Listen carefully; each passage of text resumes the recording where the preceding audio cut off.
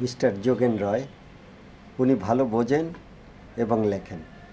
তা উনি একটি পোস্টে খুব ছোট্ট করে বলছেন, কৃতজ্ঞ মনে সুখের শুরু।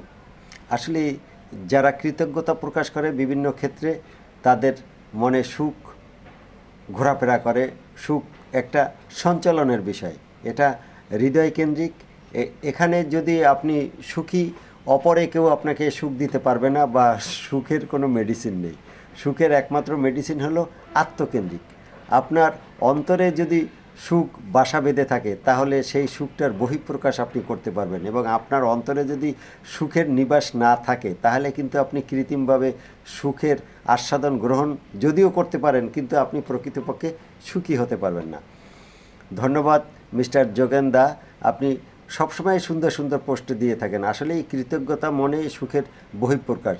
আপনার মনের ভিতরে যদি সুখ আস্বাদন উপলব্ধি আপনি না করতে পারেন তাহলে তো আপনি সেইটা বাহিরে প্রকাশ করতে পারবেন না। এটা হলো অন্তর্নিহিত বিষয়।